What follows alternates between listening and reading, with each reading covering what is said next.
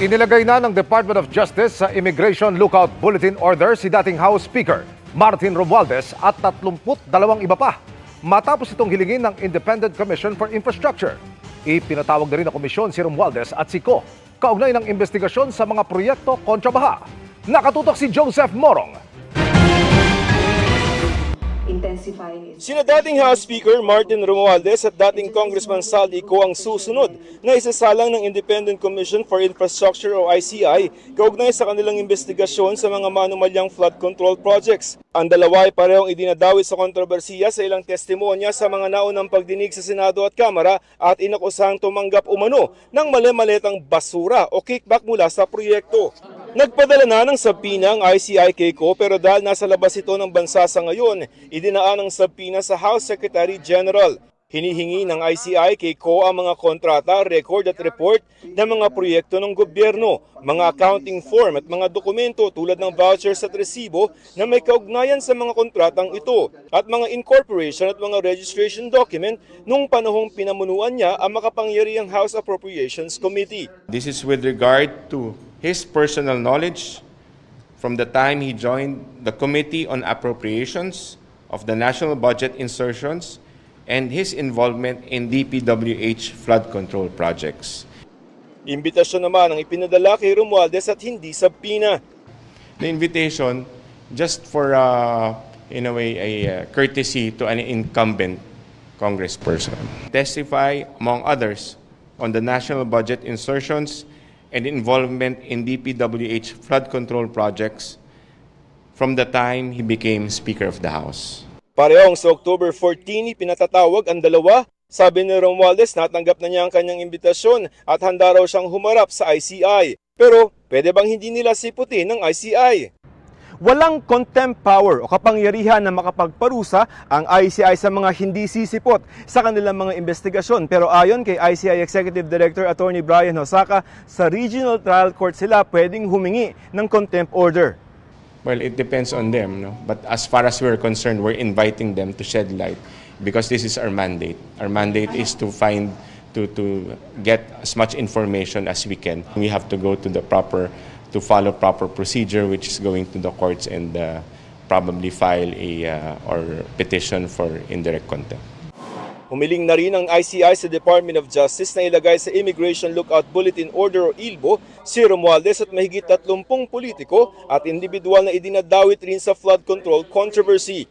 Kabilang na riyan sina Senador Francis Chisa Escudero at umano'y campaign donor nitong si Maynard Ngu, Senador Jinggoy Estrada, Senador Joel Villanueva at mga dating Senador Bong Revilla at Maria Lourdes Nancy Binay at umano'y staff niya na si Carlin Villa. Gayon din si Commission and Audit Commissioner Mario Lipana at asawang si Marilu at si dating Education Undersecretary Traigiv Olayvar.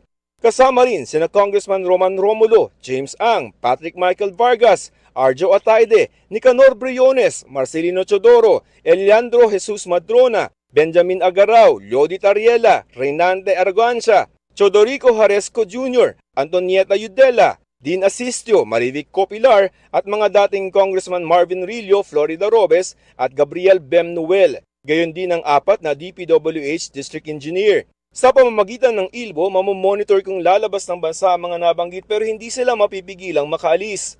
The timely issuance of an ILBO or an Immigration Lookout Bulletin Order is of utmost necessity to enable the Commission to proceed without delay and to hold those liable accountable to the Filipino people.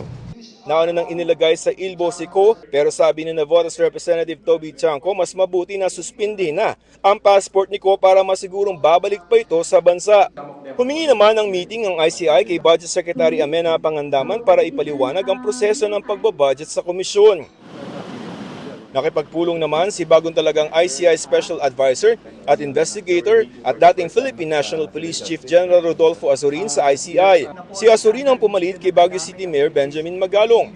Bukas ay inaasahang manunumpa sa kanyang posisyon si Azurin. Kasi 10 years na na malawak. So how do we divide yung para dahil hindi dapat magtagal ito, dapat mabilis yung transition so that the people will not feel impatient. Nanindigan naman ng ICI na hindi isa publiko ang mga pagdinig. Ayaw daw nilang magamit at magdulot pa ng kalituhan sa publiko. We're trying to prevent the commission from being weaponized by any individuals. No, we don't even know if the statements there are true or probably said to confuse the commission and even the public. So we have to be careful with that. Kailangan mag-ingat kami.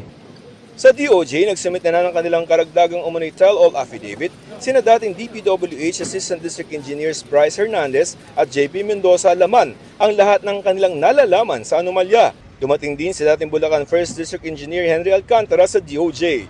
Para sa GMA Integrated News, Joseph Morong, nakatutok 24 oras. Kinumpirma naman ng Bureau of Immigration na natanggap na nila ang inilabas na Immigration Lookout Bulletin Order ng DOJ.